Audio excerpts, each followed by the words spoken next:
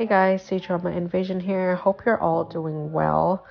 I just finished a drama and decided to group it with a different drama that I watched and enjoyed. So both of these are quite positive reviews.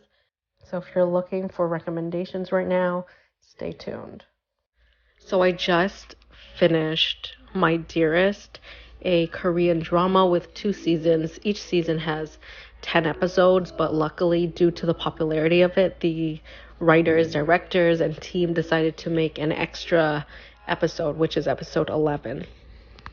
So I just watched that, and honestly, this might be the number one historical costume drama from Korea that I've watched since like the past 3 or 4 years.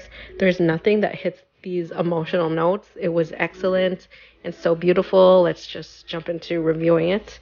It might be a little bit of a jumble mess because my thoughts are kind of all over the place. At first, I wanted to wait a few hours before I film this, but I have other things to do, unfortunately.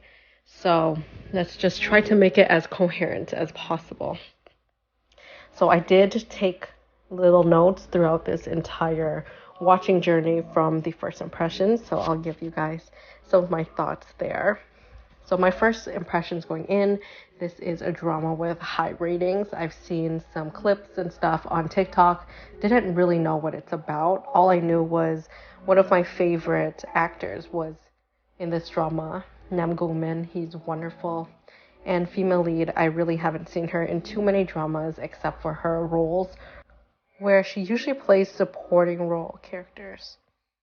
Female lead is played by actress An Eun-jin, and just recently this week after this drama stopped airing, they literally won a couple of awards already, and I'm so happy because they deserve all the love. This is a very emotional piece that at first really didn't grip me. Like, I've seen all these great reviews, I was excited, but going in I was like, it's okay. But it wasn't giving the first like 1 or 2 episodes. I was like, this is actually kind of slow. But I gave it the 3 episode rule, where I either give a drama 3 episodes or 4 episodes until I decide to drop it or not. At first, it shows that this female lead is like a playgirl in this city, in this village. She's the popular one. She's rich. She's beautiful. Everybody falls in love with her. And I really liked it in a way because she knew that she was like cute and good looking, and it was kind of like a parody on those girls in the dramas that are just so over dramatic just to get like the pick me girls, I guess. It was kind of like a play on that, so I found it funny. But I've also seen comments where people didn't like it that much because of that.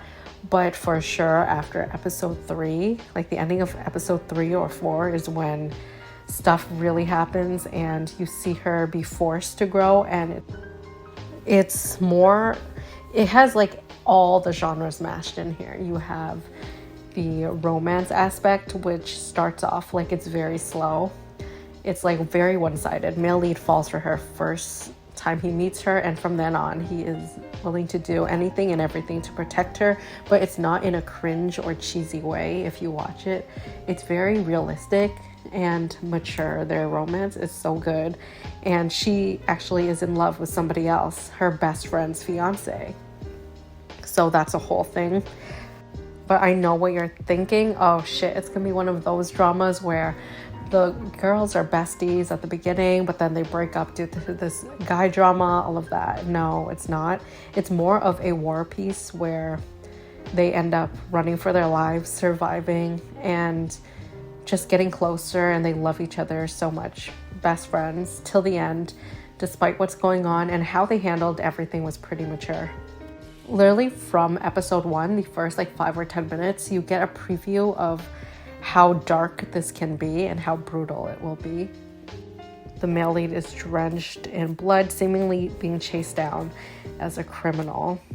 And knowing that, I held out, and I was like, even though I'm not that interested at first, since it was pretty slow, then I was like, no, but there's something to get to that point. And the journey is absolutely beautiful. Namgung Min is just one of those actors that is so charismatic. He reminds me of like Ryan Gosling, such a scene stealer. He's so charming, witty, and you can't take your eyes off of him. Like I mentioned before, it's a slow burn romance that is so addictive. And it starts off with this fun dynamic between like a playboy and a playgirl. She thinks that he's a jerk. All these little things that even when the dark stuff was happening, you kind of had those lighter moments as well to balance things out. So overall, very well balanced show. Of course, season 2 took a very dramatic turn. So that's where everything amps up. There are so many moments where there was extremely high stakes situations, and it portrays all these emotions so well. All of the side actors did a wonderful job too. And the separation from part 1 versus part 2, there is a huge jump in the female lead's maturity. So that's wonderful. I basically binged this, but definitely finish first part and then take a little breather. I feel like this is one where you really need to calm down through it. Usually I like to binge everything, but it was a lot because so much stuff happens. There's politics, there's aspects of romance, side characters that you really like, horrible stuff in war that was just brutal to watch. There's so many moments that I was so shocked by the female lead's acting. She's excellent. There's some unforgettable scenes like episode 4, literally very early on, first season. You'll see how great her acting is. It's crazy. An emotional roller coaster is what I would describe this drama. Angst, heartache, sorrow, sometimes frustration, but absolutely a journey and one of the best dramas I've ever watched. And that's because the pacing was perfect. The emotional beats were executed beautifully, and the romance, you felt that yearning, you felt that true passion and chemistry between these characters, and that they went through so much together. Completely sucked into their stories, rooting for them and loving them. Also, one of my favorite things about any drama is when they explain the title of the show in the drama itself, like when they explicitly talk about it, and then you're like, hey, I love that. It's like a full circle moment. Season 2 thoughts for the finale stuff. Honestly, I was frustrated with the last episode that they decided to add. It's supposed to originally end at episode 10, which I thought would have been fine. There's just a scene at the very beginning of episode 11 that bothered me because that part was kind of left unanswered with one of the side characters, the male lead's best friend, his brother, basically. And that whole situation was just a weird choice, in my opinion. But besides that, I absolutely loved every single second of this drama. Highly recommend it. So gorgeous.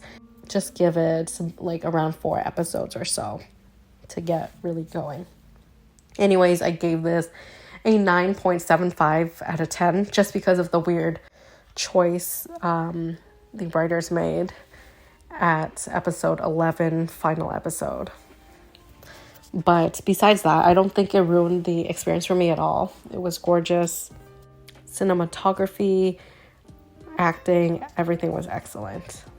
The other drama I completed last month but didn't get a chance to review is called An Ancient Love Song. It's a wonderful short little web drama starring Zheng Yaqin and Guo Jianan.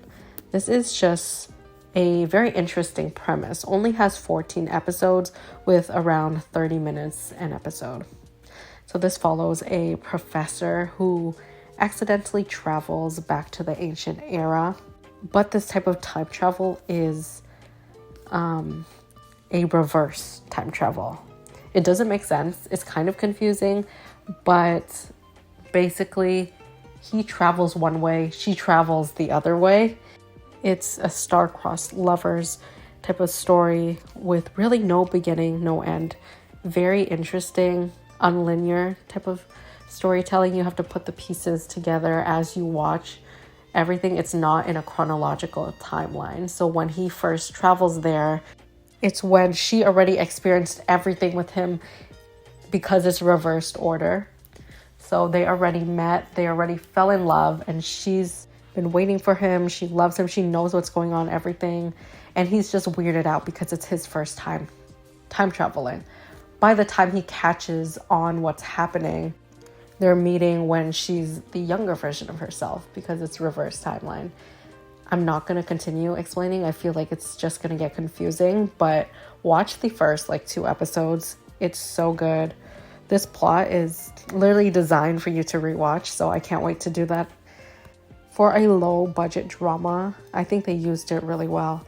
The actors, especially female lead, carried the show so good. They're different personalities. So at first, he is a professor that's trying to, I guess, figure out what's going on. This woman in his books is known as the evil empress.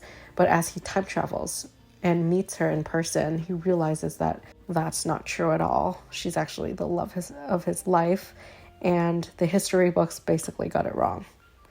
I am a huge fan of the female lead ever since 2020's drama, Love in Between. I think she's excellent in costume dramas. Hopefully she gets more dramas roles, especially female lead roles after this. This is not a fluffy, cute romance drama. It's more on the melodramatic, maybe even tragic side of things. It's unique, but it's very entertaining, full of loss and love, sacrifice, politics, all these things. I really enjoyed this one and gave it a 9 out of 10. I have a couple of dramas that I also am currently watching that I'll probably review in a week or so. So stay tuned for those ones. And hope you take these recommendations into consideration and hope you enjoy them as much as I do. I'm currently watching Parallel World, which just started last night, but pretty deep into it, around 10 episodes already. And still watching Cunning Palace as well as Wonderland of Love. I might check out another K-drama soon. Since watching My Dearest puts me in that mood, let me know if you have any K-drama recommendations, and I'll see you guys in the next one.